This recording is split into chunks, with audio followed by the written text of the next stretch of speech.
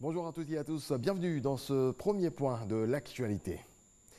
Le président de la Commission de l'Union africaine s'est prononcé sur la réforme de la CEI. Moussa Faki Mahamat se félicite de la prise en compte des recommandations de la Cour africaine des droits de l'homme et des peuples dans la nouvelle mouture de la Commission électorale ivoirienne. Kolo Koulibaly.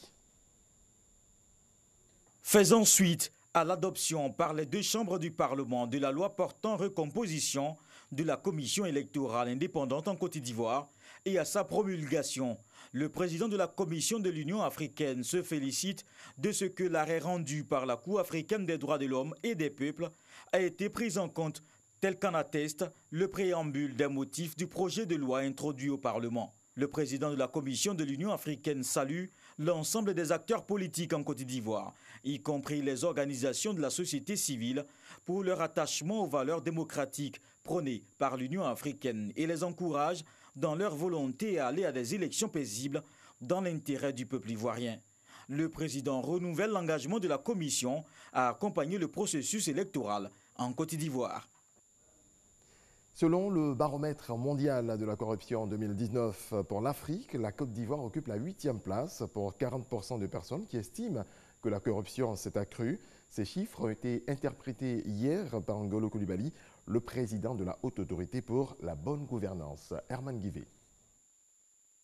Selon le 10e rapport de Afrobaromètre 2019, en liaison avec Transparency International, la Côte d'Ivoire occuperait la 8e position pour 40% de personnes interrogées qui estimeraient que la corruption se serait accrue dans le pays.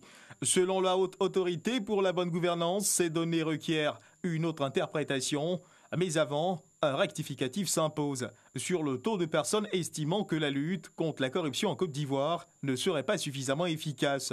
Il serait de 58% et non 59%, comme brandi par certains sites. Il s'agit d'une perception, ce n'est pas la réalité.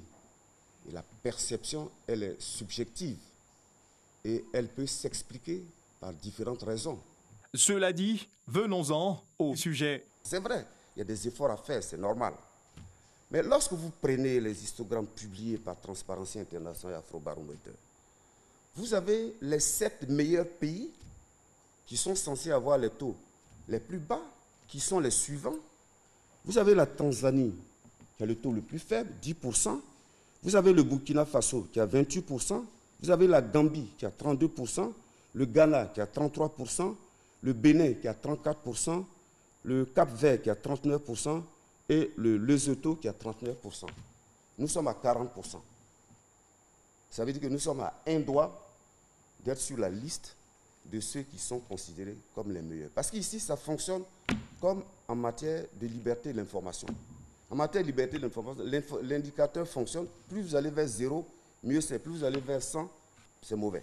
Les chiffres publiés indiquent qu'en 2015, le taux de personnes interrogées qui estimaient que la corruption s'est accrue en 2015 était de 32% et de 40% en 2019 à 40% depuis 2016. Il n'a donc pas évolué depuis 4 ans. Ce taux de 40% de personnes qui estiment que la corruption s'est accrue, ce qui veut dire que d'une façon ou d'une autre, 60% des personnes interrogées estiment que la corruption ne s'est pas accrue en Côte d'Ivoire. Pour faire baisser le taux des 58% qui estiment que la lutte contre la corruption n'est pas suffisamment efficace, la Haute Autorité pour la bonne gouvernance entend renforcer son action d'explication et de vulgarisation des bons résultats acquis par la Côte d'Ivoire. Une politique anticorruption isolée ne peut pas réussir. C'est nécessaire d'avoir une politique éthique. Nous devons continuer à travailler avec l'ensemble des acteurs, interagir avec la population pour comprendre ce que nous faisons et pour qu'on puisse expliquer les résultats qui sont acquis et aussi les difficultés que nous rencontrons. Nos textes disent que pour lutter contre la corruption en Côte d'Ivoire, vous avez beaucoup de sanctions. C'est au tribunal militaire, dans les inspections, tout ça, il y a beaucoup de sanctions. Peut-être qu'on ne communique pas suffisamment sur ces sanctions. Donc des efforts sont faits en Côte d'Ivoire. Même si on prend le secteur privé, vous savez, beaucoup d'entreprises en Côte d'Ivoire qui ont mis en place des politiques éthiques avec des éléments de politique anticorruption. En effet, le pays a réalisé d'énormes performances de 2013 à 2018 dans le cadre de la lutte contre la corruption, puisqu'il est classé par Transparency International parmi les 3 pays qui ont réalisé les meilleurs progrès au monde: l'Argentine, la Côte d'Ivoire, la Guyane. Depuis 2012, seuls 20 pays, dont l'Estonie et la Côte d'Ivoire, ont considérablement amélioré leur score et 16 ont sensiblement régressé, parmi lesquels l'Australie, le Chili et Malte. Les jeunes de Soubré pourront désormais postuler aux mêmes offres d'emploi que ceux d'Abidjan. C'est grâce à l'ouverture d'un guichet emploi dans leur localité. Il a été inauguré par le ministre Alain Richard Donvaï. Mamadou Kouassi nous en parle. La ville de Soubré dispose désormais de son guichet emploi jeunes. Situé au foyer des jeunes de Soubré, cette structure sera un centre d'accueil pour les jeunes qui bénéficieront d'opportunités de stage, d'emploi et de financement de projets et de formations qualifiantes. Une initiative qui réjouit la jeunesse départementale de Soubré qui rêve depuis longtemps d'une insertion socio-professionnelle. Les locaux de ce guichet emploi ont été inaugurés par le ministre Alain Richard Donvaï, président du conseil régional de la Nawa, par ailleurs représentant le premier ministre Amadou Gon Coulibaly. Il a saisi l'occasion pour exhorter les jeunes à fréquenter ce centre afin de bénéficier d'accompagnement. Il faut faire une très forte sensibilisation et une très forte information pour que les jeunes sachent qu'il y a des solutions à leurs problèmes. Il faut qu'ils viennent vers ces solutions-là pour qu'on puisse les aider. Faire en sorte que la prospérité et la croissance dont nous parlons, l'émergence, soit une réalité pour tous. Saluons la mise en place de cet outil d'insertion des jeunes de la région de la Nawa. Le maire Lassina Traoré ainsi que le représentant du ministre de l'Emploi des Jeunes ont tous signifié que le guichet emploi viendra renforcer les actions des collectivités territoriales dans la lutte contre le chômage des jeunes. Du matériel de salubrité offert aux jeunes de la ville de Sinématiali, un don du directeur de cabinet du président de la République, Fidel Sarasoro, dans le cadre d'une opération d'assainissement. Ami Sissoko. Avec 6 km de bitume, la ville de Sinématiali présente un tableau reluisant. Des rues propres, des caniveaux non obstrués, une action du gouvernement saluée par la population. Avant le goudron, toutes les voies étaient vraiment rouges. Et à chaque fois qu'un véhicule passait, même que ce soit des motos, ça soulevait la poussière. La respiration était horrible. Les mots ne peuvent traduire ce que nous ressentons. La ville est devenue plus jolie qu'avant. Il y a des caniveaux, l'eau circule bien. Bon, la ville est devenue plus propre. Pour joindre l'utile à l'agréable, les jeunes de Sinématiali s'engagent à maintenir la ville propre en initiant l'opération Sinématiali Ville Propre, une initiative qui trouve un écho favorable auprès des autorités. Nous avons initié cette opération pour booster la mairie. On va faire de porte en porte pour que les parents comprennent réellement ce qu'on veut faire. On va s'organiser, on va faire le nettoyage par quartier. Aujourd'hui, la jeunesse veut s'impliquer dans la salubrité de Sinématiali.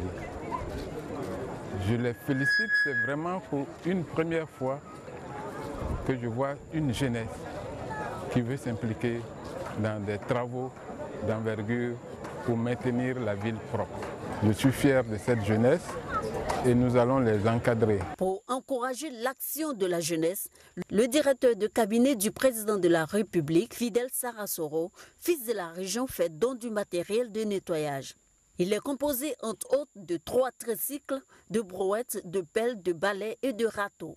Fidel Sarasoro donne ainsi le top départ de l'opération Sinématiali Ville Propre.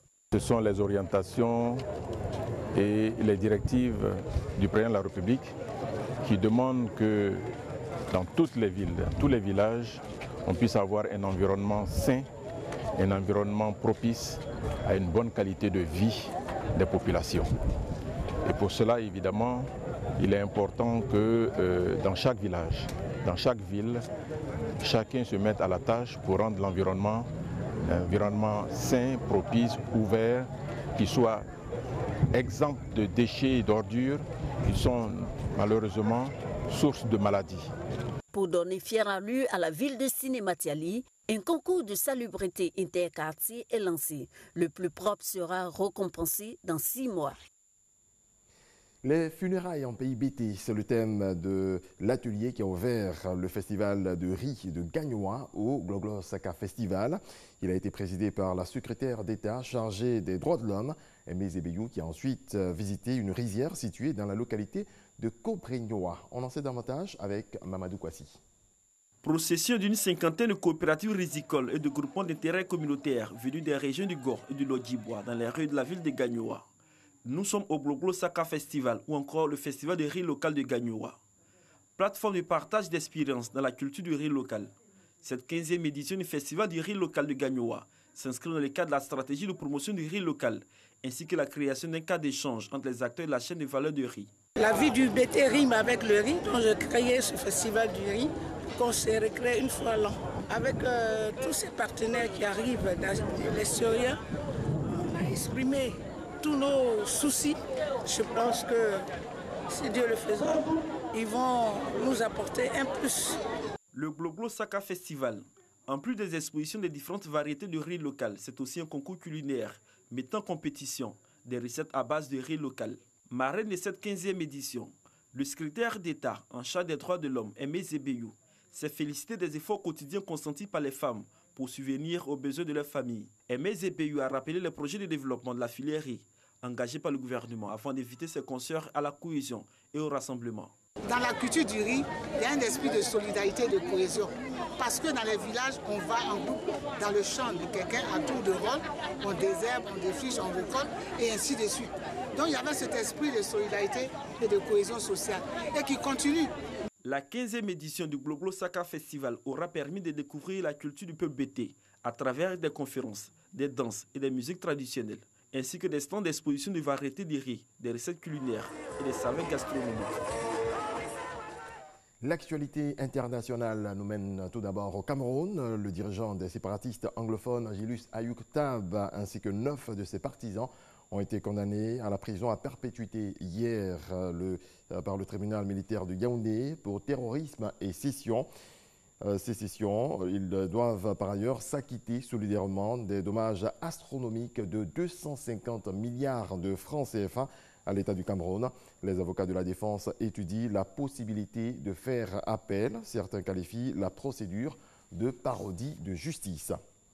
Les migrants secourus au large de la Libye qui se trouvaient à bord du navire humanitaire Open Arms ont débarqué hier soir sur l'île italienne de Lampedusa.